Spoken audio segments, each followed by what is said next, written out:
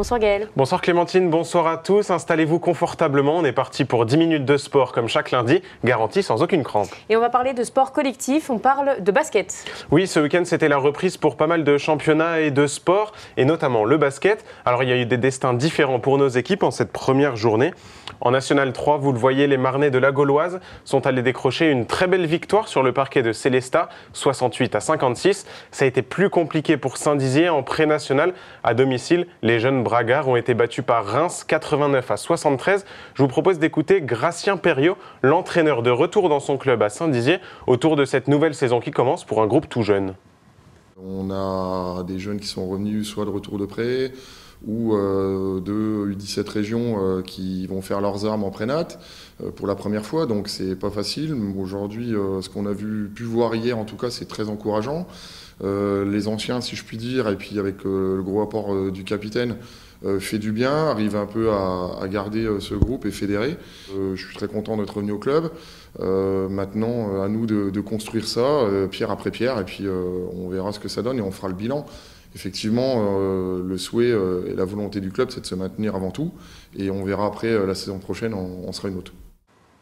Autre sport qui reprenait, c'est le handball. Qu'est-ce que ça a donné pour nos meilleures équipes locales ? Eh bien, ce week-end, c'était quasiment un carton plein, figure-toi. En National 3, les filles de Bar ont réussi leur entrée en matière dans ce tout nouveau championnat pour elles, en allant battre largement l'équipe réserve de Reims, 38-24. Pareil, les garçons de Chevillans, tout fraîchement montés en pré-national, on s'en souvient l'année dernière, ils ont fait tomber Thionville 2, 33-30. Et enfin, il leur a manqué un tout petit but aux filles de Chaumont pour éviter la défaite face à Voipy, 31-30, score final pour les Mosellanes. Et pour notre seule équipe professionnelle haut-marnaise, le CVB, pas encore de championnat, mais quand même quelques bonnes nouvelles. Oui, en volley, la saison, elle démarre un peu plus tard que les autres sports collectifs, mais on a quand même quelques nouvelles du CVB qui a organisé ce week-end son tournoi international de pré-saison. C'était l'occasion pour ce nouvel effectif de se tester, de se régler. Et face aux Belges d'Alost, aux Tchèques de Karlovarsko et aux Franciliens du Plessis-Robinson, je vais y arriver, le CVB a fait presque un sans faute, 2 victoires, 1 défaite. Ça lui permet de remporter ce tournoi. C'est idéal à un peu moins d'un mois du début du championnat. Joseph Worsley, le capitaine chaumontais, nous a parlé de cette fin de préparation. But it's good. I think we learned a lot. You know, we have a lot of new players and a lot of things that we have to work out, and there's good lessons and also lessons that we learned that we need to be better in now before we start the season in 2 weeks. Next weekend we go to Switzerland and we play the last preparation matches there against a few different teams, and then after that we're getting ready for match 1 in Turquoise. Un rapide mot de football avec la Coupe de France et bien sûr un exploit au Marnais. Exactement, c'était le 3e tour ce week-end et c'est l'entente Chamouillet-Roche-sur-Marne qui a créé la surprise. Pensionnaires de D2, ils ont battu la régionale du foyer Barcé-Canet grâce à un but dans les toutes dernières minutes. Parmi les autres résultats, vous le voyez, l'Espérance de Saint-Dizier qui continue son beau parcours en dominant Maranville 3-0.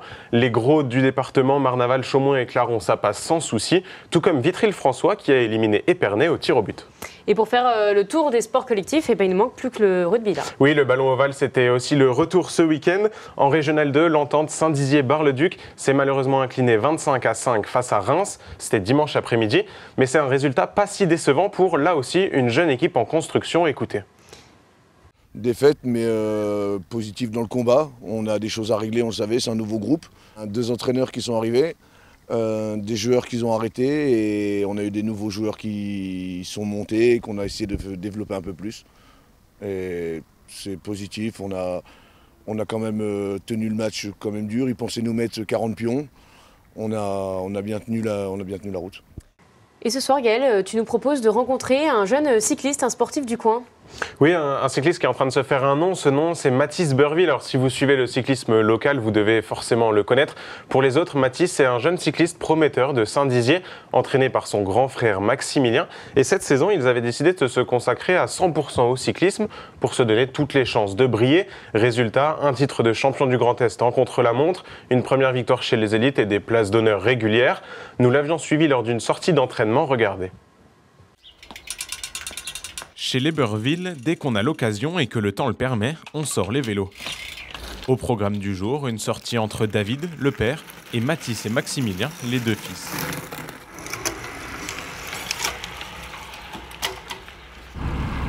Le petit peloton familial a beau pédaler à plus de 30 à l'heure, la sortie du jour reste plutôt tranquille. Et pour cause, Mathis, le cadet, est en pleine saison de course et enchaîne les compétitions chaque week-end. Là, on fait une petite sortie récupération d'une petite 1h, 1h30 quasiment. On va aller jusqu'au Der. Faire des kilomètres, je me sens un peu libre quand je roule. Rien que quand je viens ici, c'est là où je viens souvent, quasiment le plus souvent avant mes courses. Je me sens tranquille, je suis apaisé grâce à l'eau, à l'environnement qu'il y a autour de moi et je me sens bien ici. Et depuis 2 ans, c'est son grand frère Maximilien qui l'entraîne et le coach. Cette double posture lui permet d'apprécier encore mieux la progression actuelle de Mathis.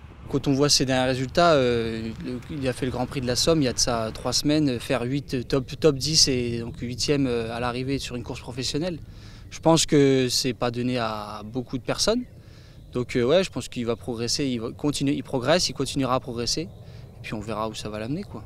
Mais c'est d'autant plus gratifiant pour lui et pour moi qu'il progresse autant qu'il progresse.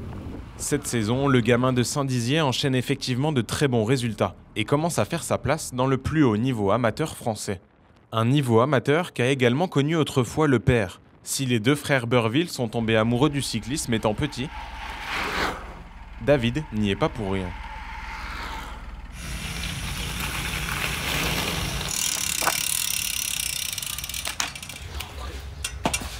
À la maison, l'univers cycliste est quasiment partout, et notamment les trophées du papa. Ça c'était le classement de la première étape, et ça c'était le général parce que j'avais gagné j'avais fait 2e au contre-la-montre et j'avais gagné le général en faisant 6e de la dernière étape. Oui, c'est des beaux souvenirs, c'est des beaux souvenirs.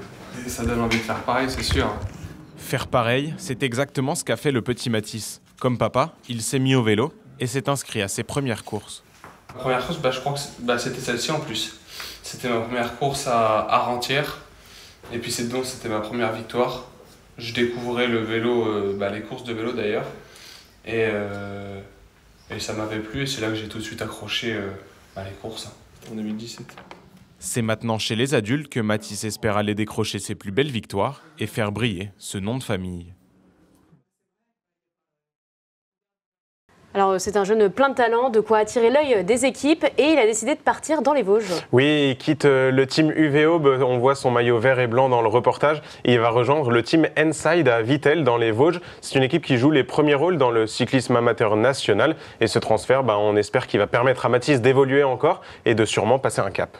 C'est tout ce qu'on lui souhaite. Merci Gaël pour tous ces résultats. On te retrouve lundi prochain pour plus d'infos sur le sport. Avec plaisir, à lundi.